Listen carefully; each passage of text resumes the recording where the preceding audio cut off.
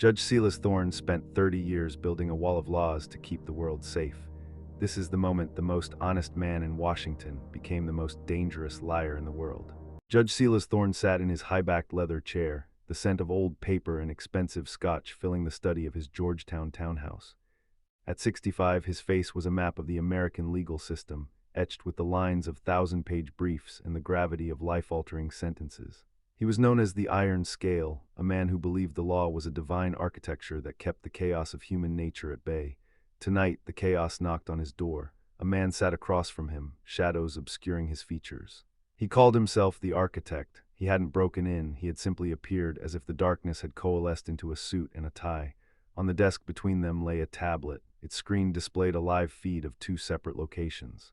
In the left frame, Judge, you see a hospital room, the architect began, his voice like dry leaves. That is your daughter, Alina. She is currently connected to a ventilator that I control remotely. In the right frame, you see a high-security prison cell. That is Victor Draken, the man you're scheduled to sentence to death tomorrow morning for a crime he insists he didn't commit. Silas's heart hammered against his ribs, but his judicial mask held. What do you want? A trade, Silas, not for money, for your conviction. If you pronounce Draken not guilty tomorrow, your daughter lives. If you follow your iron law and sentence him to die, she dies with him. You have 12 hours to decide which life is worth more, the innocent girl you love or the integrity of the law you worship. The architect vanished as silently as he had arrived, leaving behind a cold silence in the glowing tablet. Silas stared at the screen. Alina looked so peaceful, her chest rising and falling with the rhythmic hiss of the machine. She was an ER nurse, a woman who spent her life saving others. Victor Draken, on the other hand, was a career criminal with a violent past, accused of a brutal double homicide. Silas spent the next 3 hours reviewing the Draken file for the 100th time. The evidence was circumstantial but overwhelming. No DNA, no weapon, but 3 eyewitnesses and a motive as old as time: revenge. In Silas's mind, Draken was guilty. To let him walk would be a stain on the robe Silas had worn with pride for 30 years. It would be a betrayal of the victims' families. But it's Alina, a voice whispered in the back of his mind. He picked up his phone to call the police, but a message flashed on the screen. Any outside contact will trigger the shutdown. Do not test the integrity of my software, Silas. He was trapped in a vacuum. He realized the architect wasn't just a kidnapper. He was a philosopher with a grudge. He wasn't testing Silas's love, he was testing his soul. If the law is perfect, can it survive a personal sacrifice? Or is the law merely a tool we use until it becomes inconvenient? As the sun began to peek over the Potomac, Silas felt the weight of the gavel in his mind. It felt heavier than the world itself. He had lived his life by the book, but the book didn't have a chapter on how to watch your child die for a principle. The walk up the granite steps of the D.C. Superior Court felt like a climb toward an executioner's block. Reporters swarmed the entrance, their cameras flashing like strobe lights. Judge Thorne. Is it true you're seeking the maximum penalty? Judge, does Draken stand a chance? Silas ignored them, his eyes fixed on the heavy bronze doors. Inside, the air was filtered and sterile, a place where emotions were supposed to be checked at the door. He retreated to his private chambers. His clerk, a bright-eyed young man named Leo, entered with a stack of papers. Sir, you look unwell, Leo noted, placing a cup of coffee on the desk. Long night, Leo, Silas rasped. He looked at the young man. Leo believed in Silas. He believed that the law was the only thing standing between civilization and the abyss. Tell me, Leo, if you knew that doing the right thing would cause a tragedy, would you still do it? Leo paused, sensing the gravity. I suppose that depends on whether I can live with the tragedy, sir. A mistake can be corrected. A betrayal of one's core, that's permanent. Silas looked at the tablet hidden in his desk drawer. Alina's vitals were steady. The architect was watching. The courtroom buzzer rang, a sharp, metallic sound that signaled the start of the session. Silas stood up, his black robe feeling like a shroud. He entered the courtroom, the bailiff's voice echoing. All rise. As he sat on the bench, his eyes met those of Victor Draken. The defendant looked tired, but his gaze was defiant. Next to him, the families of the victims sat in the front row, clutching photos of their lost loved ones. Silas realized then that he wasn't just choosing between Alina and Draken. He was choosing between his daughter and his entire life's work. The prosecution gave a stirring closing statement, painting Victor Draken as a monster who deserved no mercy. The defense argued about the fallibility of human memory and the lack of forensic proof. Silas heard the words, but they sounded like they were underwater. His mind was in that hospital room, counting the seconds between Alina's breaths. Judge Thorne, the lead prosecutor, asked, noticing the long silence after the final arguments. Your Honor, is the court ready to deliberate? Silas looked down at his hands. They were shaking. He reached into his pocket and felt the cold glass of the tablet. 4:12 and 0 seconds, 4 hours left. The court will take a 2-hour recess, Silas announced, his voice cracking.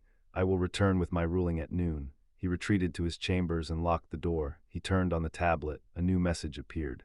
The victims were not saints, Silas. Dig deeper into the innocent lives you are protecting. The truth is never on the surface. Silas frowned. He pulled the police reports on the two victims, a high-end real estate developer and his wife. He began to cross-reference their names with his own past cases.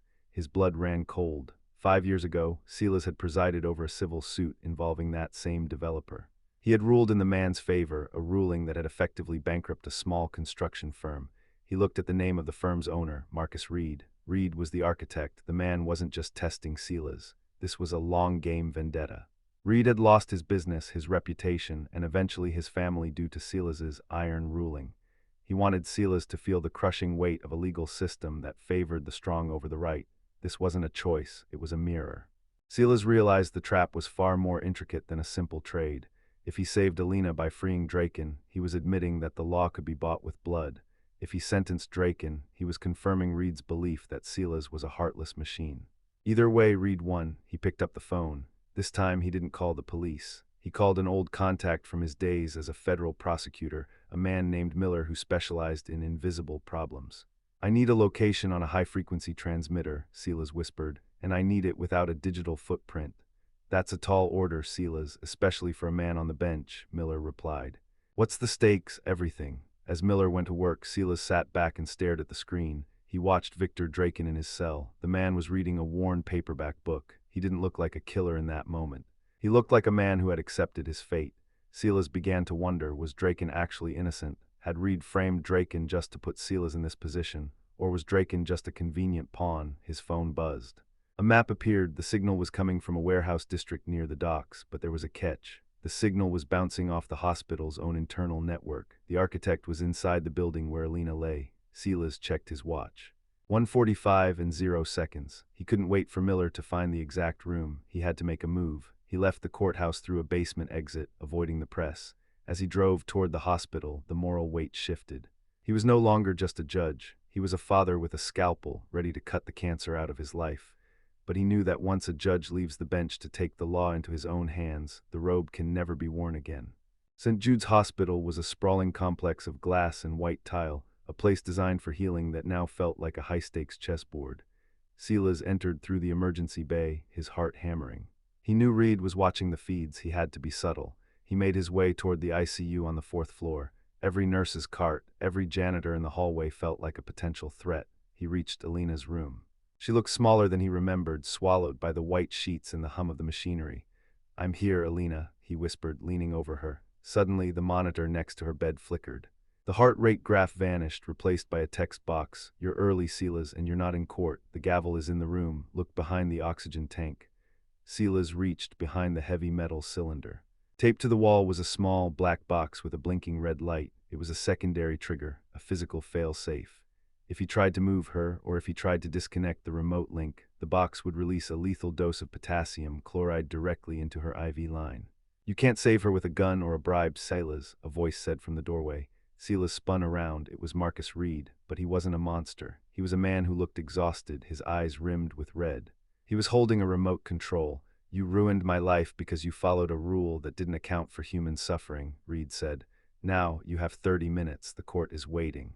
If you don't return and deliver the verdict, I press the button. If you go back and sentence Draken, I press the button. Only a not guilty verdict saves her. Why is it so hard for you to lie, Silas? You've been doing it to yourself for years. Silas stood in the sterile room, trapped between the man who wanted to destroy him and the daughter who was his world.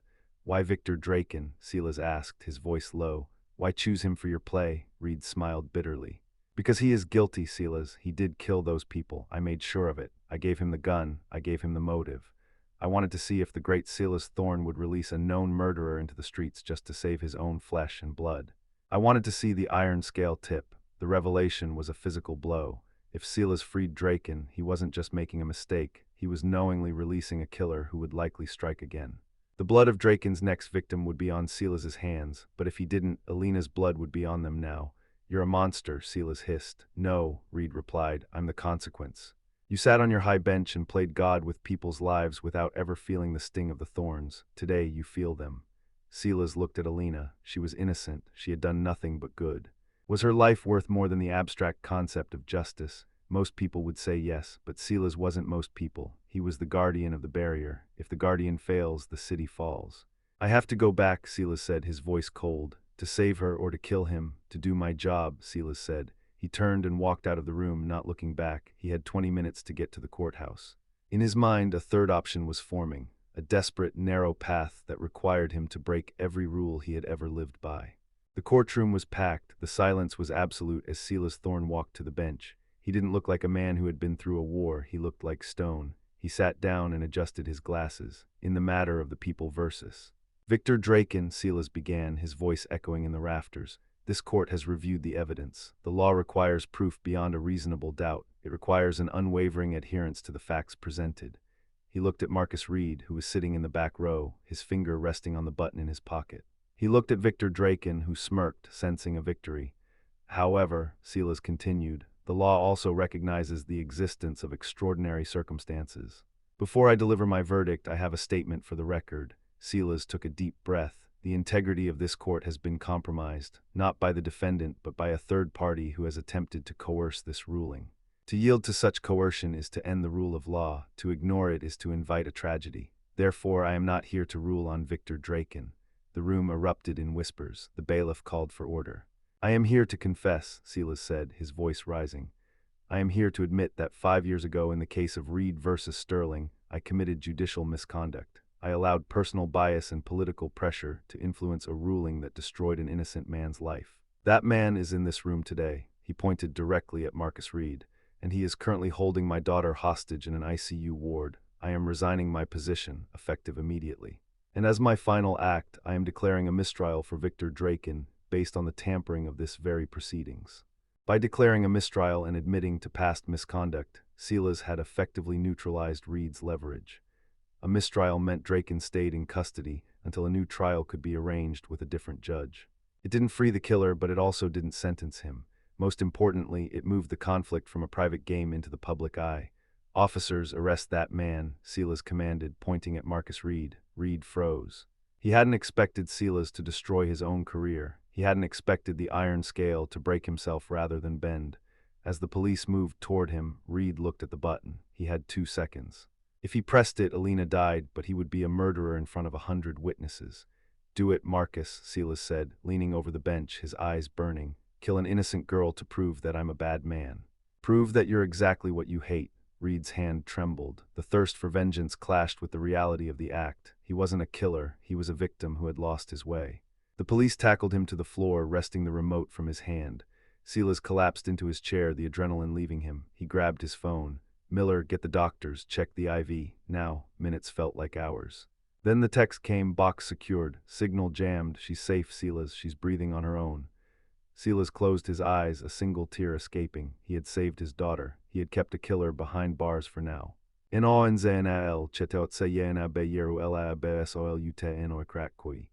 was no longer a judge. He was a disgraced official, his reputation in tatters, facing potential prison time for his own past sins. The fallout was swifter than Silas could have imagined. By the next morning, the iron scale was the lead story on every news cycle. Judge Thorne resigns in scandal, the headlines screamed. The legal community was in an uproar. The construction developer from 5 years ago was already filing for an appeal, and Marcus Reed was being hailed by some as a vigilante hero and by others as a terrorist. Silas sat in his living room, his home surrounded by media vans. Alina was still in the hospital, but she was awake. He hadn't gone to see her yet. He couldn't bring himself to look at the girl he had almost sacrificed, or the girl who had been the catalyst for his professional suicide. Leo, his former clerk, arrived at the house. He had to sneak through a neighbor's yard to get to the door. "Why did you do it, sir?" Leo asked, sitting across from him. The confession, was it true? "Did you really rig that case 5 years ago?" Silas looked at the young man who had once looked at him with such reverence. "I didn't rig it in the way you think, Leo. I didn't take money. I wanted the right person to win. The developer was a friend of the governor. I thought it would be better for the city. I convinced myself it was for the greater good. I practiced the very thing I preached against. I put a thumb on the scale. And now the scale has balanced itself," Silas said. Marcus Reed lost everything because of me. Now I have lost everything because of him. It's almost poetic. But Draken is still in jail, Leo pointed out. The architect was right about one thing. You still have to deal with the monster. 6 months later, Silas Thorne was no longer a judge. He was a private citizen living in a small cottage in Virginia. Far from the marble halls of DC, he spent his days gardening and reading, trying to ignore the constant hum of the internet that still debated his legacy. His peace was shattered by a phone call from Miller. Silas, you need to turn on the news. He clicked the remote. The headline made his blood turn to ice. Victor Draken freed on procedural error. Because of Silas's mistrial and the subsequent investigation into the corrupted evidence chain Silas had managed, the prosecution's case had collapsed.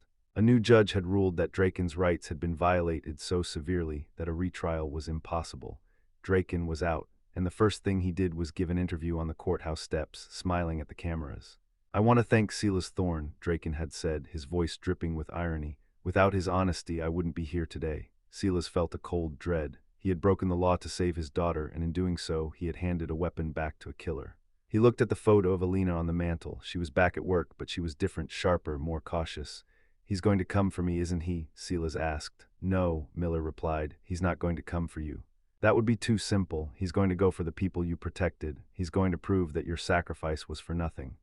Silas grabbed his car keys. He had spent his life believing the law was a shield. Now he had to accept that he had shattered that shield. If Draken was free, Silas was the only one who truly knew what he was capable of. The city of DC felt different to Silas now. He was a ghost in his own town. He met Miller in a dim diner on the outskirts.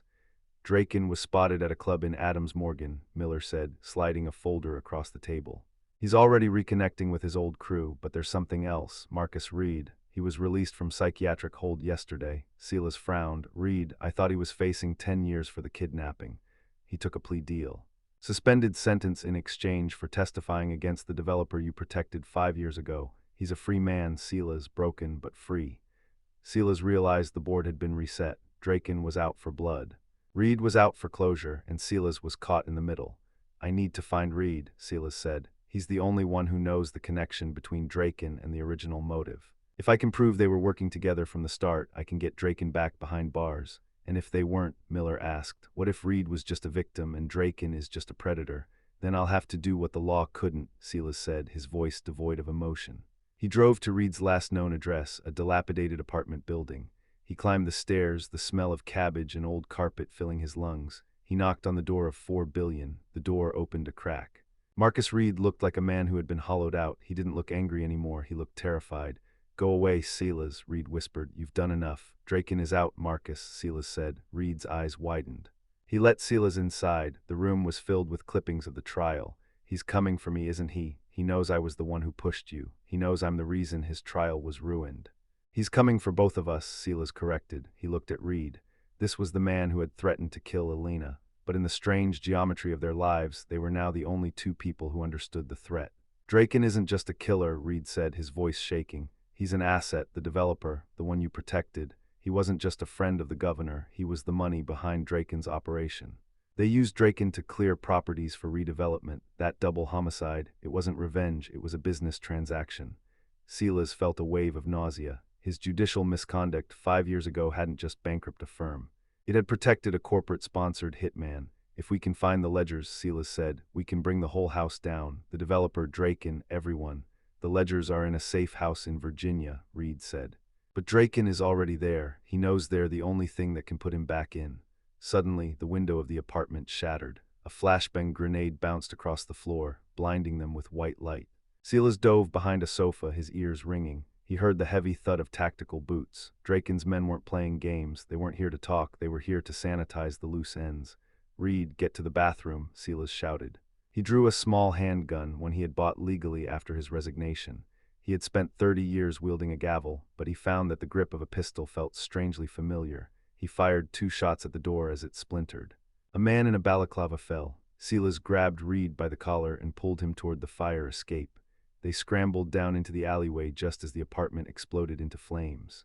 They're not waiting for noon this time, Silas gasped, leaning against a brick wall. They're ending it now. They drove through the night, the Virginia countryside a blur of dark trees and silver moonlight. Reed was silent, clutching his side. He had been grazed by a piece of glass, but the wound was shallow.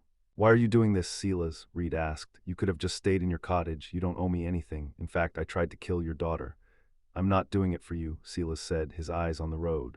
I'm doing it for the scale. It's still tipped. I broke it, and I'm the only one who can fix it. They reached the safe house, a secluded hunting lodge nestled in the Blue Ridge Mountains. It looked peaceful, but Silas knew better. He parked the car half a mile away and they approached on foot. The ledger is in the floorboards beneath the hearth, Reed whispered. If we get it, we win. As they neared the porch, the front door swung open. Victor Draken stepped out holding a shotgun. He wasn't wearing a mask. He looked like a man enjoying a vacation. I knew you'd come, Silas, Draken called out, his voice echoing in the valley. You're a man of habit. You can't stand an unfinished sentence. Give it up, Victor, Silas said, stepping into the light. He had his gun aimed at Draken's chest. The police are on their way. The police you called, or the ones the developer pays, Draken laughed. There's no law out here, Judge, just gravity, and right now you're the one on the edge of the cliff. Draken gestured toward the woods. 3 more men emerged, their rifles trained on Silas and Reed. You have a choice, Silas, Draken said. Walk away. Leave Reed here. I'll let you go back to your cottage. You can live out your days as a disgraced hero, or you can die for a man who hates you and a book that will never be read. Silas looked at Marcus Reed. The man was a shadow of himself, terrified and broken. Then he looked at Draken, the personification of the chaos Silas had spent his life trying to suppress. The moral dilemma was no longer about Alina. It was about the core of Silas Thorne. Was he a man who only followed the law when it was safe, or was he a man of justice even when the law was absent? I've spent 30 years listening to people like you, Victor, Silas said, his voice steady.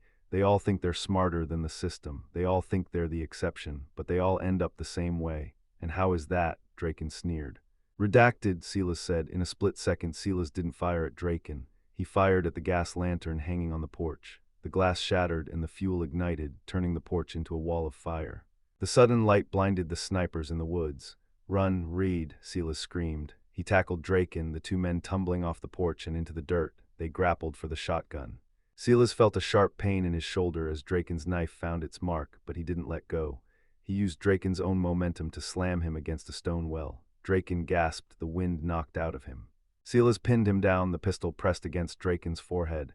Sentence is passed, Victor, Silas whispered. You won't do it, Draken wheezed, blood pooling in his mouth. You're a judge, you need a jury. You need a witness. I am the jury, Silas said. Before he could pull the trigger, a voice cut through the darkness. Dad, stop. Silas froze. He looked up. Alina was standing at the edge of the clearing, Miller by her side. She looked horrified. The sight of Alina stopped Silas's finger on the trigger. He looked down at Draken, then back at his daughter.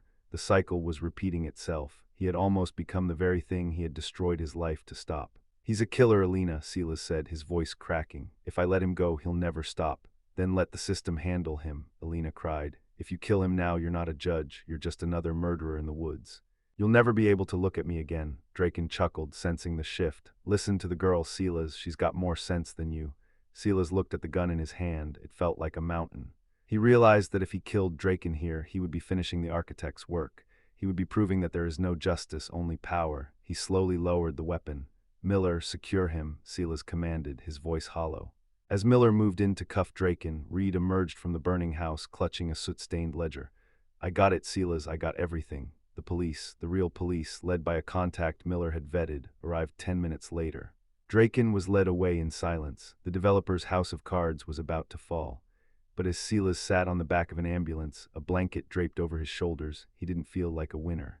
He felt like an old man who had finally seen the end of a very long, very dark road. Alina sat down next to him. She didn't say anything, she just took his hand. I'm sorry, Alina, he whispered. Don't be, she said. You did the right thing eventually, but the law, I broke it so many times.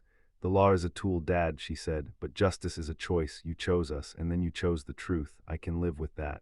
The trial of Victor Draken and the Sterling Development Group became a media circus. It was the Lazarus Protocol in reverse. This time there were no secret tablets, no remote ventilators. There was only the evidence. The ledger, the testimony of Marcus Reed, and the broken reputation of Silas Thorne. Silas had to testify. He sat in the witness stand not as a judge, but as a witness. He had to recount every mistake he had made, every rule he had bent. He was grilled by the defense, called a disgraced fanatic and a vigilante.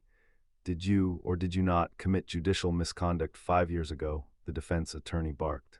I did, Silas said, his voice clear. And did you, or did you not, use your position to manipulate a capital murder trial? I did. Then why should we believe a single word you say about my client? Silas looked at the jury. Because I have nothing left to lose. I have given up my career, my reputation, and my peace of mind to bring the truth to this room. You don't have to believe me, you just have to believe the facts. The jury deliberated for 3 days. When they returned, the verdict was unanimous, guilty on all counts. Draken was sentenced to life without parole. The developer was sent to federal prison. As Silas walked out of the courthouse for the last time, he felt a strange sense of lightness. The iron scale was gone, but the man remained. But as he reached his car, he found a small, white envelope on the windshield. No return address. Inside was a single photograph, Silas and Alina sitting on the ambulance in Virginia. And on the back, a message: the scales are never truly balanced, Silas. Someone always owes a debt. The note haunted Silas. He moved again, this time to a small apartment in Chicago, changing his name to Arthur Vance. He tried to disappear into the gray mass of the city. He worked at a library, surrounded by the quiet hum of books and the scent of dust. But the architect wasn't done. One evening, Silas found a new tablet on his desk at the library. It was the same model as the one Marcus Reed had used. He turned it on. A video played. It wasn't Alina this time, it was Leo, his former clerk. He was sitting in a darkened room, looking terrified. Judge Thorne, Silas. They found me, they know everything. They're going to use the records from the Draken trial to erase everyone who helped you. A new voice entered the frame, a voice Silas didn't recognize. Justice is a cycle, Silas. You thought the trial was the end, but the trial was just the discovery phase. You exposed the system's flaws, and now the system is fixing them, by removing the witnesses. Silas realized that the developer and Draken were just the tip of the iceberg. There was a deeper layer, a network of power that had been using them for years. By bringing them down, Silas had threatened the entire structure. What do you want? Silas whispered to the screen. I want the Lazarus Protocol, the voice replied. I want the software Reed used to bypass the hospital's security. It's a key that can open any door in the country. Reed said you have it. Silas looked at the safe in the corner of his room. He did have it. He had taken it from the safe house as insurance. If I give it to you, Leo lives. Leo lives. But the world becomes a lot more dangerous for everyone else. What's the trade, Silas? One life for the safety of millions. You've made this choice before. Let's see if you've learned anything. Silas sat in the dark, the blue light of the tablet illuminating his face. The moral dilemma was now at its most absolute. To save his friend and protege, he would have to hand over a digital weapon that could destabilize the nation's infrastructure. To refuse was to sign Leo's death warrant. He thought of Alina. He thought of Marcus Reed, who had died in prison under mysterious circumstances a month ago. He was the last one left who knew the truth. I'm not making the trade, Silas said to the screen. Then the boy dies, the voice replied. No, Silas said, because I've already uploaded the protocol to every public server in the world. It's not a secret anymore, it's a virus. By tomorrow morning, every security expert on the planet will have the patch. The key is useless because I've changed the locks for everyone. The silence on the other end was heavy. You've just declared war on the very people who run this country, Silas. I've been at war with them my whole life, Silas said. I just didn't know their names until now. He smashed the tablet. He knew they would be coming for him. He had minutes, maybe hours. He grabbed his coat and a small burner phone. He called Alina. Alina, listen to me. You need to go to Miller's house. Now, don't ask questions. Just go. I love you, Dad. What's happening? The scale is finally balanced, honey, he said. I'm turning myself in. He walked out into the Chicago night and headed for the nearest police station. He wasn't going to hide anymore. He was going to put himself on the stand one last time. The final trial of Silas Thorne wasn't for murder or kidnapping. It was for treason. The government accused him of releasing classified digital assets. The public hailed him as a whistleblower. The case lasted for 2 years, winding its way to the Supreme Court. Silas refused a lawyer. He defended himself. I did not release a weapon, he told the 9 justices. I released a cure. The protocol was a symptom of a diseased system. By making it public, I forced the system to heal itself. If that is treason, then I am guilty. The court was divided. The nation was divided. But in the end, the verdict didn't matter. Silas was 70 years old, his health failing. He spent his final days in a minimum security facility, teaching law to the other inmates. Alina visited him every week. She had become a human rights lawyer, carrying on the fight her father had started. Do you regret it, Dad? She asked during their last visit. Silas looked out the window at the small patch of blue sky. I regret the lie, Alina. I regret the years I spent believing that the law was enough, but the choice, no, I'd choose you every time, and I'd choose the truth every time after that. He died in his sleep a month later. At his funeral, there were no marble monuments, no grand speeches, only a small gathering of people whose lives he had touched. Leo was there, Miller was there, and on his headstone there were no titles. No judge, no honorable, only 4 words chosen by Alina. He tipped the scale. The moral dilemma was over. The story was finished. But the resonance of Silas Thorne's choices lived on in every courtroom and every hospital room in the country, a reminder that the law is human but justice is divine.